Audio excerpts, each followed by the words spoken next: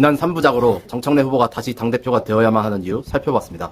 그런데 제가 당대표 후보에 집중한 나머지 최고위원 후보에 대해서 조금 소홀한 측면이 있어 시리즈의 번외편으로 다시 돌아왔습니다. 최민희 한민수 후보는 인지도나 호감도 면에서 우리 코어 지지자분들의 큰 메리트를 얻어 이미 최민희 의원은 위협의 1위를 차지하고 있으며 한민수 의원도 발군의 실력으로 5위권에 있지만 이들과 함께 팀 정청래로 여겨지는 이성윤 의원이 유이재명 세력과 언론의 악마화 작업 탓인지 아직 5위권에 들지 않아 여러모로 아쉬운 측면이 있습니다.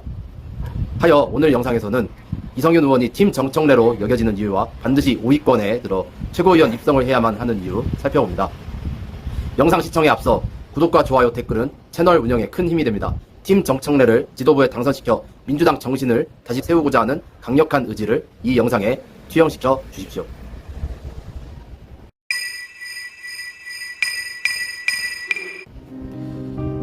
사실 이성윤 의원이 검찰에 있었을 때는 윤석열 사단과 대척점에 있어서 그렇지 너무나 뼈속까지 검찰주의자였던 면모에 다소 실망하신 분들이 많았을 겁니다. 하지만 본인의 고향과도 같던 검찰을 박차고 나와 민주당 의원이 되어 보여준 법사위에서의 활약은 어떻습니까? 검찰 청사 내에서 벌어진 각종 비위 사건에 대해 검사 동일체에 운운하지 않고 직격탄을 날려왔죠. 그것도 엘리트 의식에 찌들었던 특수통 검사 출신이 말입니다. 이것은 미국의 제3대 대통령 토마스 제퍼슨의 회심에 비견되는 검찰개혁에 있어 아주 극적인 반전인 것이죠. 이것으로 정치인 이성윤의 개혁적인 면모가 확실히 드러났다고 저는 보고 있습니다. 검찰에는 아직도 그 8,000명이 넘는 직접수사 인력이 남아있고요. 직접수사 조직도 그대로 남아있습니다. 검찰은 중수적으로 가려는 인력도 별로 없고 지금 이 사람들이 결국 나중에 정치 상황이 바뀌면 연전히 다시 수사 인력을 바뀌지 않느냐. 제가 가끔 이런 예를 드는데요. 과거 2조 태종 이방원이 사병 혁파를 했지 않습니까? 사병을 다 없앴을 때 몰래 무기를 숨겨놨다가 난을 일으켰지 않습니까? 우리가 이재명 대통령을 지키기 위해서라도 검찰개혁을 완벽하게 끝내야 된다. 네. 그러면 제가 유일하게 법조인 8명 중에서 법조인 출신은 저 한 명입니다. 검찰을 속속들이 잘 알고 끝까지 검찰개혁을 완수해내겠다 이렇게 말씀드립니다. 그럼 방금 전에 이슈여서 검찰 출신이니까 연결해서 여쭤보자면 과수부를 대검에서 남기려고 하잖아요.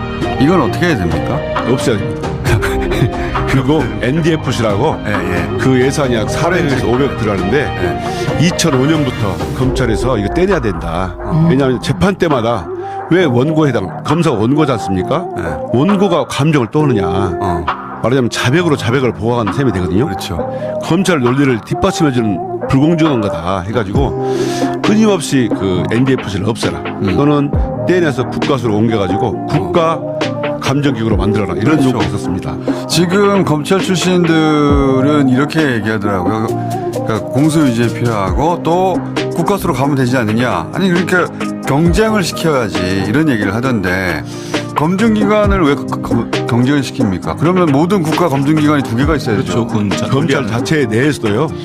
검찰 대검에 두면 안 된다는 얘기가 정말 많고 저도 대검에 있을 때 이걸 어떻게 때릴까. 근데 왜 가지고 있고 싶어 하는 겁니까? 제가 말씀드렸죠. 그 직접 수사할 때 자기 논리를 보강하고 거기서 수사의 단서를 얻고 또 그걸로 다시 보강해주고 별거 수사하고. 그렇기 때문에 없애야 됩니다. 과학수사부는 있을 필요가 없고요. 그걸 떼내서 별도로 국가 감정기구를 만들면 됩니다.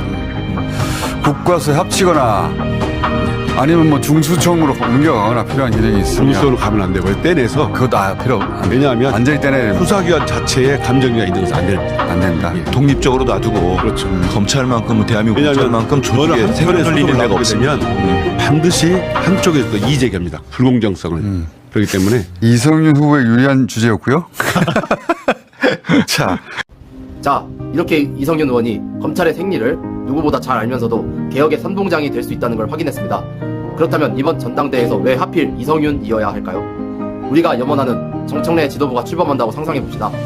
당대표 혼자서 거대 기득권과 토호 세력 그리고 일부 눈치 보는 의원들을 상대로 개혁을 밀어붙이는 게 쉬울까요? 절대 아닙니다. 최고위원 회의에서 당대표의 말에 힘을 실어주고 저쪽 진영이나 언론의 부당한 프레임 공세가 들어올 때 온몸으로 방패가 되어줄 진짜 우군이 최고위원석에 앉아있어야 합니다. 지금 최고위원 경선판을 보면 아슬아슬하게 5위권을 다투고 있는 상황인데 만약 이성윤 의원이 지도부에 입성하지 못하고 친명 유이재명계 일색으로 최고위가 세워진다면 어떻게 되겠습니까? 정청래 당대표가 구인무원에 빠질 위험이 큽니다. 그렇기 때문에 개혁의 칼날을 함께 휘둘러줄 누군 정청래의 든든한 등지를 지켜줄 최일선의 전사가 바로 이성윤이어야만 하는 것입니다.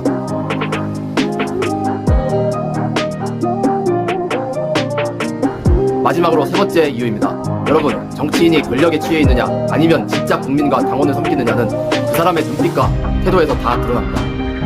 제가 지난번에 OBS 토론회 끝나는 날 정청래를 지지하는 현장의 다른 유튜버와 함께 OBS 정문 앞에서 후보들 퇴근길을 기다리며 대기 촬영을 하고 있었습니다. 그때 다른 후보들은 본인들 일정 바쁘다고 휙 지나치거나 뻣뻣하게 그치지 없었고 소위 유쪽 유튜버들만 챙기기 바빴죠.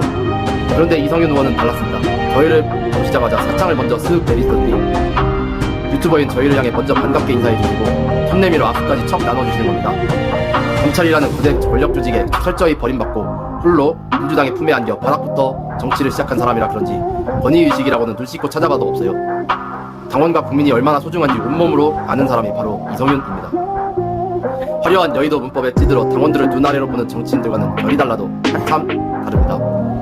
당원을 제일로 섬길 이 퉁직한 일꾼 이성윤 의원을 반드시 우위권 안으로 밀어올려 최고위원회 입성시켜 주십시오.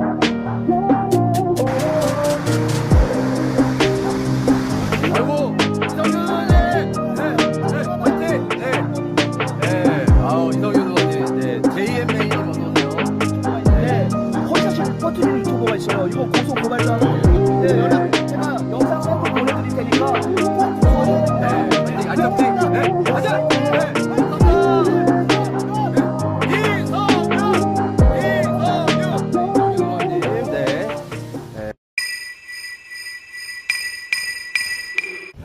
자, 오늘 이렇게 시리즈 번외편으로 이성윤 의원을 반드시 최고위원회에 입성시켜야만 하는 이유 3가지 짚어봤습니다.